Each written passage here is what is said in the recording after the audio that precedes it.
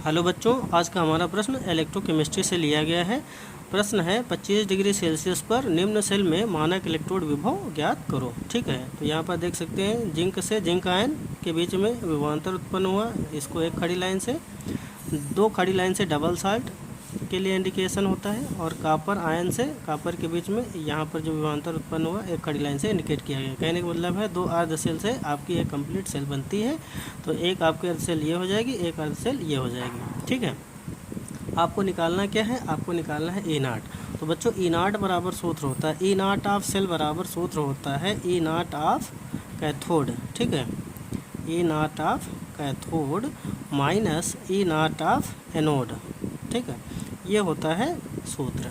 तो आपको इसमें E0 निकालना है और इनके दोनों के रिडक्शन पोटेंशियल रखने हैं। ठीक है, रिडक्शन पोटेंशियल रखे जाते हैं।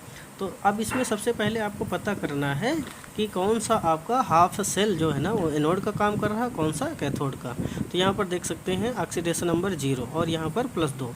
जहाँ पर ऑक्सीडेशन नंबर में होती है वृद्धि तो वहाँ पर होता है ऑक्सीकरण। और डेनियल सेल है ये आपकी, तो डेनियल सेल में आपका जो एनोड होता है ना, ठीक है, वो बाईं तरफ होता है, और जहाँ पर ऑक्सीडेशन होता है वो आपका क्या कहलाता है? एनोड। यानी कि एनोड में आपका ऑक्सीडेशन होता है। ठीक है, और ये आप देखो Cu++ यानी +2 से 0, अर्थात यहाँ पर ऑक्सीडेशन नंबर में कमी हो रही है। तो यहाँ हो जाएगा रिडक्शन, और कैथोड में होता है रिडक्शन, अर्थात ये हो जाएगा आपका कैथोड।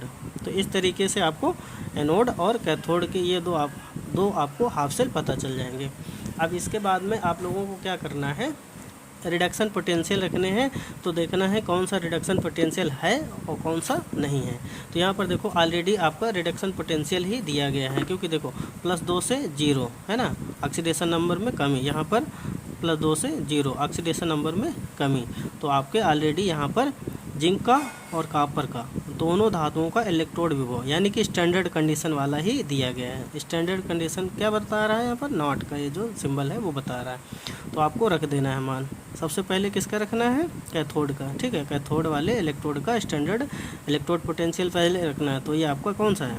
कापर वाला है। तो कापर का आपका इलेक्ट्रोड पोटेंशियल दिया गया है 0.34 माइनस। ठीक है, और एनोड का आपका कितना दिया गया है? यहाँ पर देखो दिया गया माइनस का 0.76। अब इसके बाद में इसको हल कर लेंगे। तो हल करने से 0.34 माइनस माइनस हो जाएगा प्लस, तो ये हो गया प्लस का 0.76।